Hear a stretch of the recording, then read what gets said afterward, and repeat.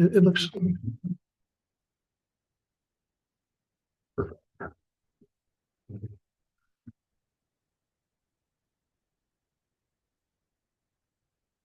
All right, welcome in Coach Martin as we let a few more people in the room here. Anthony, you want to get us started? Sure. Hey Chuck, hope you're doing well. I guess just to start, you guys have already seen Texas. Just are they doing anything different? What have you kind of seen? Just kind of looking over some of their recent games. They've changed their lineup up a little bit the last few games. Point guard, they kind of flipped the kid that was coming off the bench is now starting. So they're playing the same way in some ways. Obviously Mark is a guy that when he plays well, they have a tendency to win. Johnson is, one of the better guards in the SEC, one of the better guards in the country. When he gets going, he's a handful. So, they're trying to get the ball to those two guys and give them opportunities to score the ball at a high percentage. Yeah, and you guys held Tremont Mark scoreless last time you played against him. I guess just what was kind of the game plan around that, and how do you kind of hope to, emulate that to have similar success this time around? Well, he's a really good player, so we got to be aware of him in transition, got to be aware of him, make sure that he doesn't get any open looks as long as they're contested. And we got high hands early because he's very capable, man. He's been around the block and he can score the ball in so many different ways. He's dangerous. So we're conscious of him. We're fully aware when he's on the court. And then last one from me for now, just obviously Adu's back was bothering him in the game against Missouri. Is there any update with him and his standing? And are you guys expecting him tomorrow, or just where's that kind of stand right now? Just taking it day by day, and seeing how he improves. Hutch? Yeah, Coach, I guess a follow-up on that. Has the dude been able to do anything in practice? I'm not sure how much y'all have practiced since Saturday's game. Yeah, again, he's been taking it day by day, taking it slowly, trying to make sure that we put him in the best possible position to continue to improve. I wanted to ask you about Billy. He's a guy that has looked really good in flashes, but sometimes struggle to stay on the court, foul trouble. Just how do y'all approach that with him, especially if you may potentially be down another guy on Wednesday? Man, we love Billy's aggression on both ends of the ball. Offensively, he's a guy that can get to the rim and finish at the rim against SEC, rim protectors. And then defensively, he can get after you, whether it's on the ball or off the ball. And from time to time, he'll make some freshman mistakes and be, overly aggressive, where he'll pick up a foul here or there. But we love his aggression. He's just got to be smart and pick his spots. And obviously, we need him on the floor, so he's got to continue to be aggressive without fouling. Jackson? Hey Chuck, excuse me. Hey Chuck.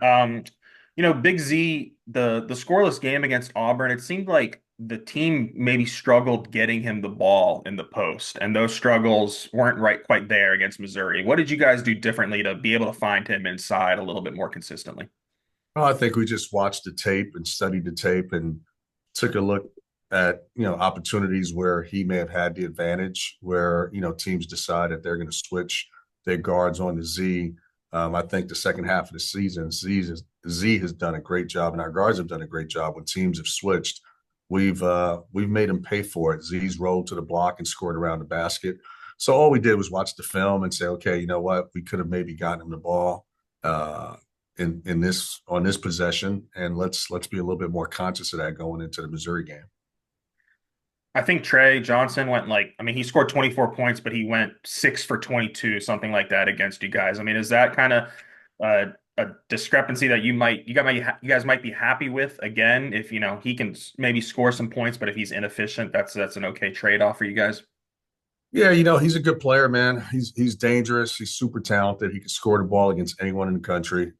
We just want to give him we don't want to give him any open looks. We want to identify him in transition. We want to be all over him on OB side outs, half court actions that they run.